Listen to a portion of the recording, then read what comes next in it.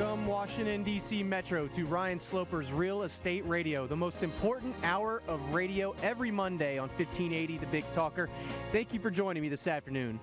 For those of you who aren't familiar, Real Estate Radio is a show dedicated to building the Washington, D.C. Metro's housing and credit markets. Within every market, there are solutions as well as tremendous opportunities. You just need some trusted advice. That's my message, and I will be delivering it to you guys every Monday from 2 to 3 p.m. right here on 1580 a.m. The Big Talker. We've got some great stuff lined up today, a lot of pressing topics that I want to jump into. And joining me on our panel to discuss these issues is Louis Cammarosano, who is the general manager of HomeGain. Louis is often cited in the media as an industry expert in the Wall Street Journal, Forbes, CNN Money, Fox Business, Smart Money, MSN, and a lot of others. We're going to discuss what is going on in the markets from last week, as well as letting you know what's on deck for this week. So, Louis, you there? Sloper. Mr. Cammarosano, how you doing today? I'm just grand. And yourself? I'm doing well. Can't complain one bit. Was a wonderful weekend for me. How about yourself? Very good. I started my spring cleaning late in the spring. Still spring, isn't it? I swear, aren't we in the summer? No, I think June 21st. I got another week left. Nah, you got one week left, right? Just had to knock it all done. Does that include closets and everything? Closets, garage, outdoor space, everything. You know, that's like the dreaded thing for me is that clean spring, the spring cleaning. My wife, when she gets going, it's kind of like starting throwing out old clothes and stuff like that. I don't know. I have a collection of T-shirts that I just can't manage to get rid of. Well, in a couple of years, you're going to have a collection of baby clothes. Yeah, I know. I've already got a good spot for them in the basement, though. See, mine have to stay within range because I never know if I'm going to wear. I mean, I probably have T-shirts from when I played, basketball in college that are sitting piled up in my spare bedroom that I just swear that I'm going to wear one of these days. And I go in there, and from time to time, I'll pull them out, and they're kind of stiff, and it looks like they need to be washed all over again. It's the 80-20 rule. You wear your clothes 80% of the time. The others you wear 20% of your clothes. The others you never wear. Yeah, that's very true.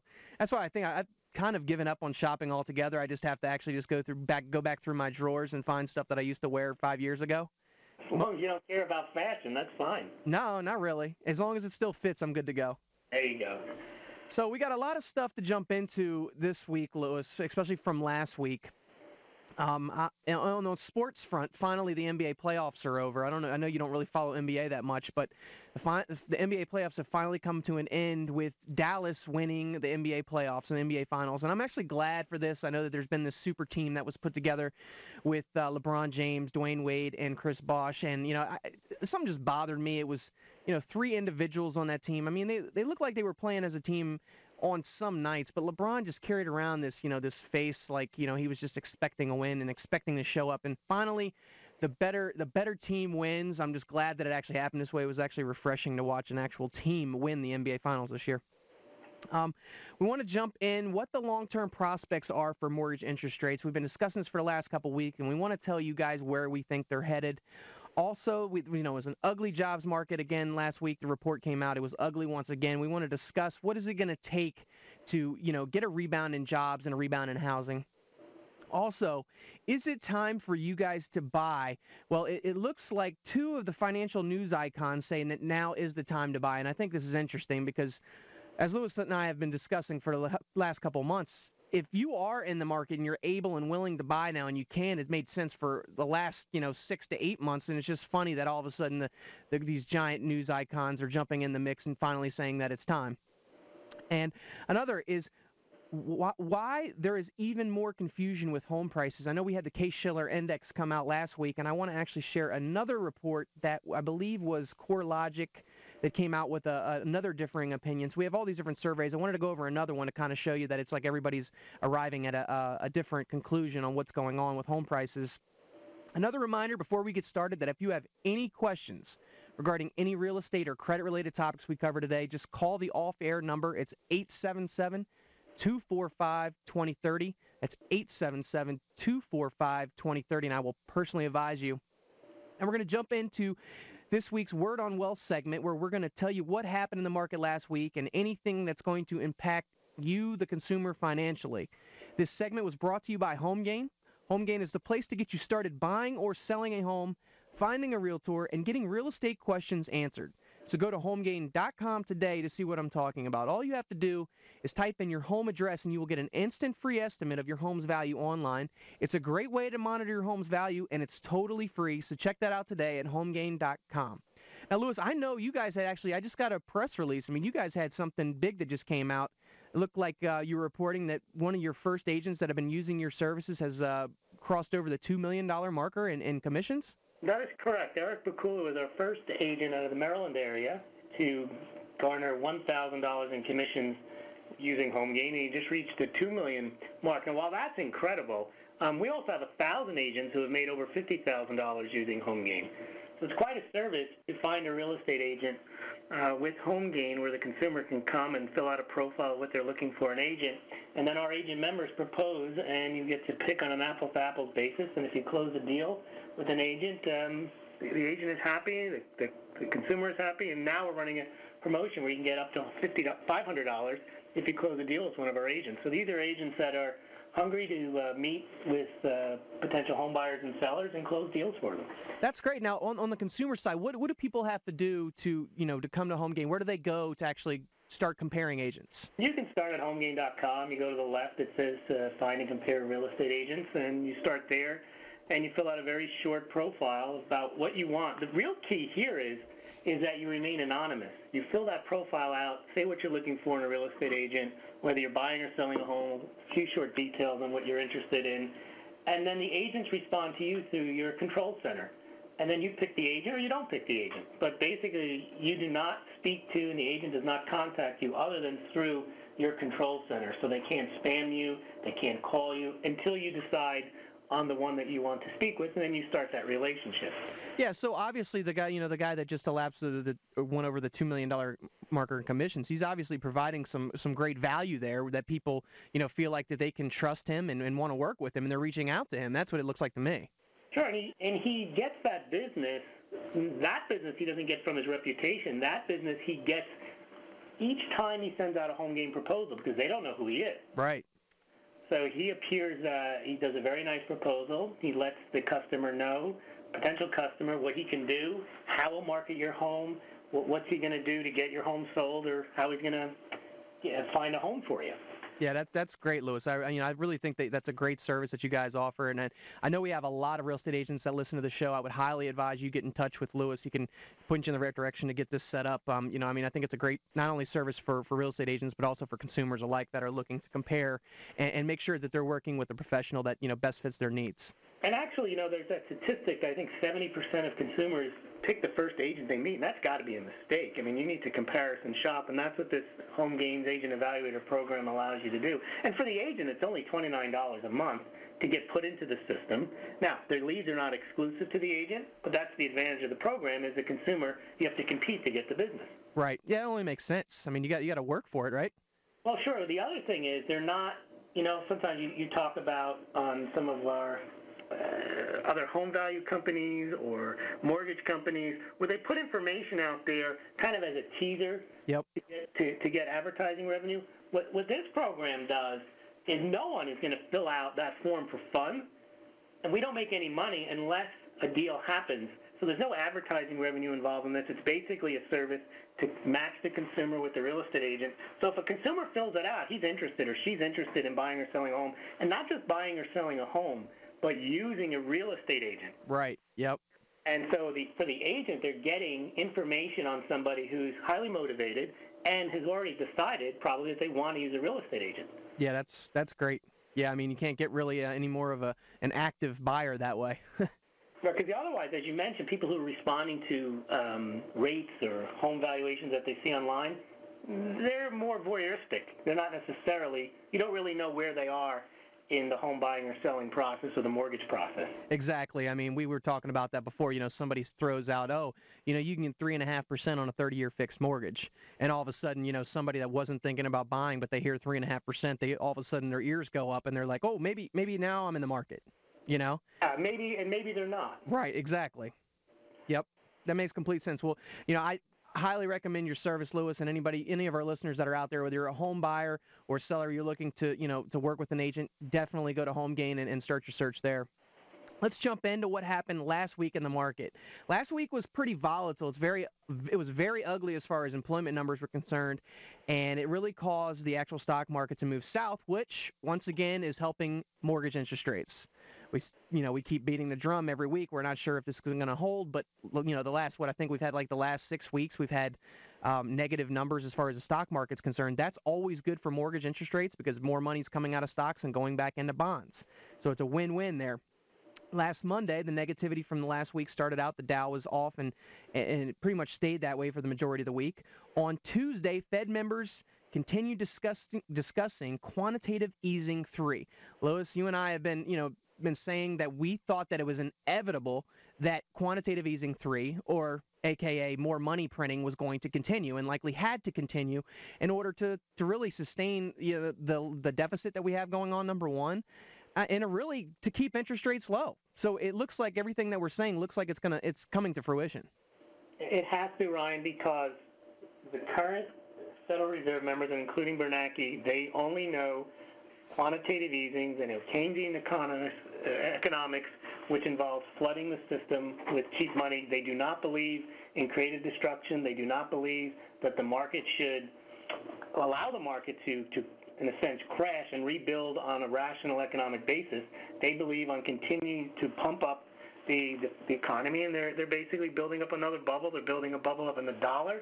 They're building it up in interest rates. Eventually, we use the expression kicking the can down the road. It's not going to be pretty when, next time we have a financial crisis, we're going to print 10 times more money. It just right. is not sustainable. Yeah, I mean, to numbers that we can't even fathom, really. There's already $14 trillion in debt. Right. So printing more debt isn't going to fix the problem. What it will do is make the current situation more tenable, at least for a while. But at some point, it's all going to collapse. Yep. And that's just a matter of time. And it's just a matter of time before interest rates, which are at the present levels, are at record lows all over again. And, we're talking about an average 30-year fixed rate mortgage, which is hovering somewhere around 4.5%, give or take your qualifications. But there's another article that we're going to jump into later, Lewis, that was actually citing what it's going to take for private, basically private money and outside of government lending for them to get back in the game.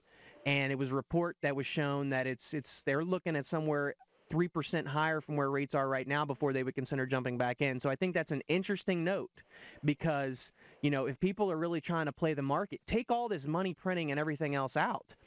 Private money, which there's a ton of it out there, but they're not investing in mortgage-backed securities right now or actually even supplying private mortgages. They don't want to get in the game because there's not enough return. There's no return. There's no return. And the risk is very high. Yep. Which is amazing because we traditionally view the U.S. mortgage securities, the treasuries, as safe, and you put up with that for the low yield. But when the default rate, there is no default rate on the U.S. treasuries, but when they say that there's a AAA rating, but it's viewed as negative, I think it was by Moody's. Yeah. Weeks ago, you and I talked about Geithner saying we can kind of keep the government running through loopholes. Right. I don't know how that gives anybody any confidence in the ability of the U.S. government to pay back other than by printing money and inflated dollars. So what that means, though, for real estate is if you find a home at a decent price and you can get that low interest rate, knowing that the interest rate is going to go higher and knowing that the dollar's value is going to go down, you are going to be paying back that mortgage in inflated dollars, which means it's a very good deal right now to get if someone's going to give you basically 3-4% interest to borrow money. That's a great deal. For 30 years, yeah. It's incredible when you think about it. You can't, with the rising credit card rates and everything else that's out there, to lock in which is probably for most people their largest financial investment in a mortgage. Sure. It's incredible. Well, you can also understand, Ryan, why it's difficult to get these mortgages. Yes. Banks don't want to have a lot of these on their books in the next 5-6 years. Yeah, and you know what? We're going to jump into – that's another topic we're going to jump into later in the show is why – for the people that are currently trying to obtain a mortgage, why is it so hard? And what, is it that the lenders don't want to do your loan? That's not the real reason, and I'll let you guys know why it's so hard later. But it's incredible that there's so many hurdles in actually obtaining a mortgage and qualifying ratios and everything else where you would think that it's just a slam dunk no-brainer. But what really was going on, 5+ years ago was that there was not enough documentation going on, and we're getting back to the way things should have been all along. So, and we'll jump into that in a little bit more, but moving ahead to Wednesday, the Fed released their Beige Book, which is basically the Fed's read on the economy. And it's interesting because Bernanke had touched on everything from the economic soft patch to commodity inflation to bank regulation. And, they kind of gave a snapshot of economic conditions from the central bank's 12 different districts that they have. And it was basically universally across the board stated that they continued. It's going to be a decelerating recovery of this economy, which is no surprise to any of us. Dallas was the one bright spot with the loan district to indicate growth was speeding up a little bit, while New York, Philadelphia, Atlanta, and Chicago all noted slowing growth. Consumer spending turned mixed since the last Beige Book was released April 13th, which really isn't much surprise to me because we've had rising prices as far as commodities and gas prices, so that's obviously put a dent into most people's piggy bank as far as having to fork out more money for food and gas all over again. One interesting thing that I found in the housing section, it just basically said that they had reported, as far as real estate's concerned, widespread weakness in residential construction and real estate, though rental housing conditions have strengthened and led to a pickup in development. Loan demand was steady to stronger, the Fed said, amid broad improvement in credit quality, which should come as little surprise given the massive post-crisis deleveraging undertaken by households and business that continues apace. So, they just keep re-emphasizing the same thing here. We know that there's weakness in the housing market. And, jumping ahead to what actually took place on Thursday, which was the jobless claims number, Lewis, once again, it was weak. It was a sign that the labor market is struggling to gain traction. The jobless claims increased by another 1,000 to 427,000 in the week ended June 4th. And really, I think that, for the longest time, real estate has been, that the thing that's really, drove the economy, so to speak. You have those, the construction and the contractors and all the different, pool companies and landscapers. A lot of jobs are created through, the building of homes, and there just isn't that there now. And normally, with the spike in construction and new home permits, jobs tend to follow suit, but that hasn't been the case. So I really think that this jobs thing is going to be an issue for the foreseeable future. I think the next 5 to 7 to 8 years. I don't see how it isn't, and unless they dramatically change the fiscal and monetary policies. Yeah. There was an interesting article in CNN Money, which was desperate for a housing rebound. It basically says that, home prices won't rebound until jobs come back, but the jobs won't come back until the housing mess gets fixed. And all this is true. And not to mention, you have all this going on with basically the Fed trying to devalue the dollar even further. So we have so many, things working against each other. And who was it? Mark Zandi was the chief economist with Moody's. He said that the economy can move forward without housing, but he didn't think that it could flourish. So basically what that means to me is we're not going anywhere if not backwards. And it seemed you can obviously tell the sentiment on Wall Street is that people are getting worried because you've noticed the significant pullback in stocks. I'm sure you've noticed that, Lewis. Sure. So you can really tell that sentiment's starting to change on Wall Street. So not necessarily the consumer level, but on Wall Street, they're starting to get really worried about what's going on. Plus, we still have the European debt issues with Greece. It seems like one minute there's a plan in place and the next minute there's not. So with all these issues taking place, the one bright spot as far as real estate, and we talk about this time and time again, is that interest rates have stayed relatively low. The bellwether 10-year Treasury note is still hanging close to a 3% yield, which as long as it stays around that 3%, you're going to see rates hover around that 4.5% range for a 30-year fix. Now, Ryan, you just went through a whole litany of what's wrong with the economy right now. But yes. If you recall Bernanke's press release and the comments, that's all kind of in the past. That was the first half of 2011. Remember what he said? He right. Everything to pick up in the second half. Now, what he's actually doing, I don't think he actually believes that. I think what he's waiting to see is when it doesn't pick up, say, oh, well, we weren't planning on doing QE3, but unforeseen to us, look how the economy still hasn't gained traction, so here we go. Here's our excuse for QE3. Yeah, exactly. They're never going to be proactive about the situation, always reactive. And, and then that's pretty much our problem in a nutshell with the government in general, is just that by the time they catch on or they do anything, it's too late. It was all the way back when Greenspan was the Fed chair. Same thing. He let things go so far down the line, and then he tried to recover, and he just couldn't. And that's exactly what the Fed's going to do here. We're going to just keep printing and until we can't print anymore, and then, everybody's going to have a dollar that's not worth anything. Either they're inept or dishonest, so it's hard to tell because a lot of what's wrong with the economy seems to be apparent to many people. You hear many commentators saying that the Fed is doing exactly the wrong thing. Right. But they do it anyway. You mentioned also the housing. I believe that the new home construction is a very valuable portion of the economy. As you mentioned, it puts people to work. They're building stuff. But unfortunately, in the mid-2000s, what was really driving the housing market was existing home sales. And if you think about existing home sales, they don't really produce anything other than a lot of paper flying around because you move into my house, and that's it. House is sold. Now, there's work for real estate agents, and there's loans to be made, but there's no production going on, really. Right. Yep. You're not building new homes. You may do a little cleanup in the house. You may go to Home Depot and buy stuff. Right. Nothing's made as a result of that housing market. Whereas if you're actually building, lots of things are being made. Yes. But right now the home builders are struggling because there's enough housing on the market that new homes aren't really needed yet to be brought back to the market. Yeah, absolutely. You're listening to Real Estate Radio. I'm your host, Ryan Sloper, joined by Louis Cammarosano, who's the general manager of HomeGain. We're discussing what happened last week in the market and what's ahead this week. 877-245-2030 is the off-air line with any questions or concerns related to housing and credit. It's interesting to note also, Louis, with along those same lines, you're talking about new construction. I think all these people, we keep hearing about the distressed inventory, the shadow inventory, all these homes. And in the Washington, D.C. metro area, we've obviously distinguished that there's a difference between here and the rest of the country. So we don't have as many homes available, and that's why we're actually seeing, a lot more new construction in our area.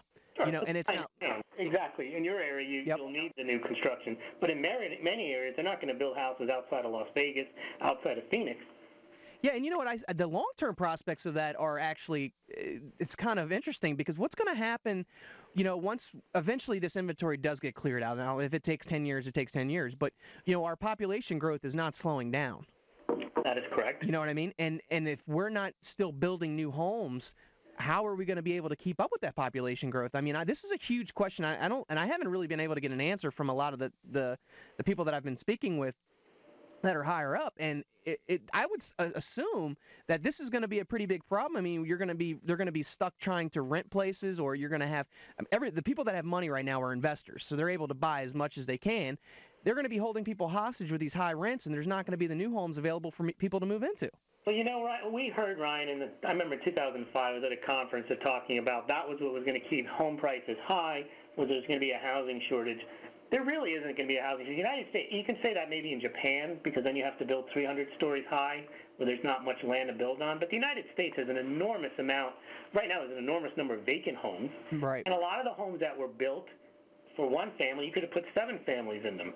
So there really isn't a shortage of space for people to live in, both in terms of land or actual square footage. I don't think that that's a valid issue that's going to drive the housing market. Yeah, I don't necessarily think it's going to drive it, you know what I mean? But it's just kind of like we've had such a, the construction has been just non-existent for so long. There's a reason it's been non-existent, because there's no demand for it. Because Right. If you drive outside of Phoenix or in Las Vegas, you can go blocks and blocks at a time at just empty houses. Yeah, that's true. Yeah. It is, and the crazy part, I have heard that those areas are picking up pretty decent right now just because of the price points and the interest rates. So well, they are, but you know what might happen in those areas, right? Those houses will fall into disrepair if they sit there 3-5 years. They'll knock them down and build new ones. So yeah, it'll be a tear-down situation. Yeah. Yeah, we're coming up on a break, Louis. When we come back, we're going to jump into this week's market preview and talk about the inflation reports that we have coming up. You're listening to Real Estate Radio. Stay right there.